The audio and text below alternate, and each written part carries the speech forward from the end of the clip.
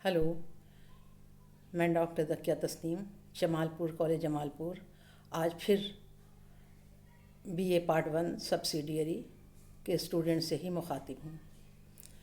पिछली क्लास में मैंने आपको ड्रामा पर्दा गफलत, जो कि डॉक्टर सैयद आबिद हुसैन की तख्लीक है, उससे चंद सवालात के जवाब मैंने बताए थे। जैसे मैंने ये बताया था कि ड्रामा क्या है, ड्रामा के अज्जाए तरकीबी क्या हैं, और डॉक्टर आबिद हुसैन ने ये ड्रामा क्यों तख्लीक किया, ड्रामा ने कैसे दर्जा बदर्जा तरक्की के मनाजिल तय किए, वग़ैरह वग़ैरह। इस किताब से कई और भी सवालात पूछे जा सकते हैं, जैसे कि ड्रामा का फ़न क्या है, और ड्रामा पर्दा गफलत का तनक़ीदी जायज़ा कीजिए, या डॉक्टर आबिद हुसैन के फ़न का जायज़ा लीजिए, या और कुछ अहम किरदारों पर रोशनी डालिए। तो जैसा कि मैंने पिछली क्लास में आपको बताया था कि ड्रामा पर्दा गफलत डॉक्टर आबिद हुसैन का एक माशरती ड्रामा है।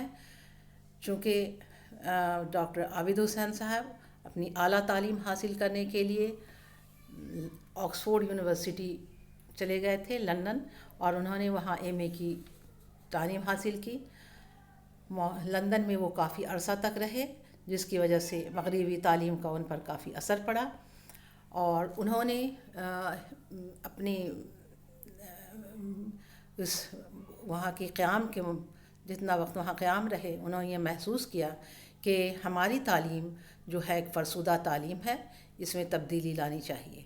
लिहाजा वहाँ से वापस आने के बाद उन्होंने यहाँ के तौर तरीक़े रस्म रिवाज का मुवाज़ना किया, और इस फ़रसुदा माहौल, इस फ़रसुदा तौर तरीक़ा को इन्होंने बदलना चाहा, और यही सब कुछ उन्होंने अपने ड्रामा के ज़रिया पेश किया है।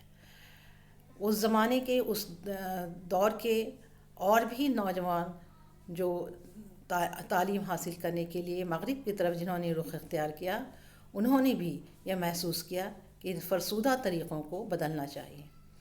लिहाजा पर्दा गफलत के ज़रिया, इस ड्रामे के ज़रिया उन्होंने इस फ़रसुदा और ख़यालात को बदला है। और इस ड्रामे में दो ख़यालात का तसादुम है। शुरू से ही नई रस्म रिवाज और पुरानी रस्म रिवाज का तसादुम है। इसके अलावा जैसा कि मैंने बताया कि ये एक माशरती ड्रामा है। तो माशरा के मतलब ये होता है कि हम जिस माहौल में, जिस समाज में रहते हैं, जिस तरह के रस्म रिवाज को इख्तियार करते हैं, जिस तरह के तौर तरीक़े को इख्तियार करते हैं, हमारा जो समाज है, यही एक माशरा कहलाता है। तो इसलिए चूँकि इसमें एक माशरा को बताया गया है, दिखाया गया है, इसलिए ये एक माशरती ड्रामा कहलाया है। शुरू से ही इसमें कई तरह के तसादुम दिखाए गए हैं इस ड्रामे में, जैसे अफराद का तसादुम। तो तसादुम के मतलब ये होता है कि टकराव, जैसे दो नज़रियात में टकराव, दो लोगों में टकराव, दो ख़यालात में टकराव। तो इसमें अफराद का तसादुम भी है और नज़रियात का तसादुम भी है। जैसे रुक़ैया ख़ातून से शेख करामत अली की नोक झोंक, सईदा से रुक़ैया की लड़ाई, शेख करामत अली से अहमद हुसैन, मंजूर मोहसिन, मोहम्मद जवाद से शेख करामत के तसादुम और रोशन तसव्वुरात में इजाफ़ा करते हैं। क़िस्से के दरमियान तालीम निस्वा को भी बताया गया है, यानी तालीम निस्वा, औरतों की तालीम, लड़कियों की तालीम। तो क़िस्से के दरमियान तालीम निस्वा और मशरक़ी और मगरिबी तालीम व तहज़ीब और नज़रियात का तसादुम भी मिलता है। वाक़ियों की तरतीब और प्लाट की तामीर में बड़े हुस्न सलीक़ा का इख्तियार किया गया है। तो यही फ़नकार को शऊर को दिखाता है। جس میں انہوں نے کافی احتیاط سے کام لیا ہے. بہت سے نقص نظر آنے کے باوجود اس ڈرامے میں کافی خوبی بھی ہے.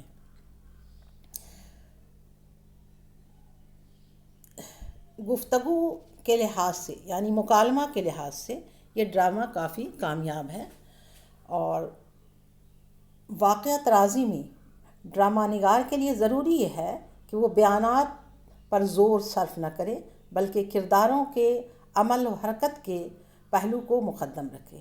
اس لحاظ سے ڈرامہ کے ہیرو ہیروئن کو زیادہ دشواریوں کا سامنا نہیں کرنا پڑتا ہے، بلکہ گہری چال ان کے خلاف کرنی پڑتی ہے. صرف گرتی ہوئی روایتوں کو میر الطاف حسین سلجھاتے ہوئے اس میں نظر آتے ہیں.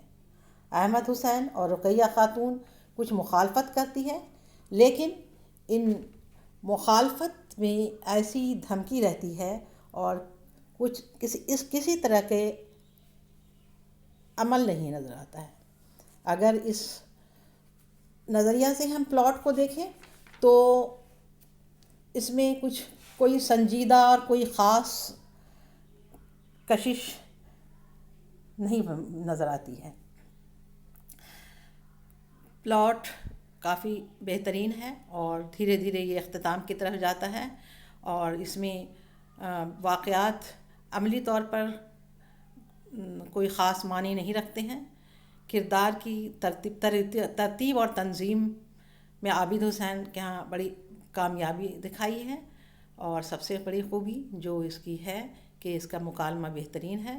اس کے کردار جیتے جاگتے نظر آتے ہیں، اور عابد حسین کے اس میں بڑی فنکاری نظر آتی ہے. سبھی کردار جیتے جاگتے بڑھتے اور ابھرتے ہمارے سامنے آتے ہیں. اس طرح ایسا لگتا ہے کہ یہ سبھی زندگی کا ہو بہو نقشہ پیش کر رہے ہیں، اور اصلاح معاشرہ ان کے اندر پوری طرح موجود ہے.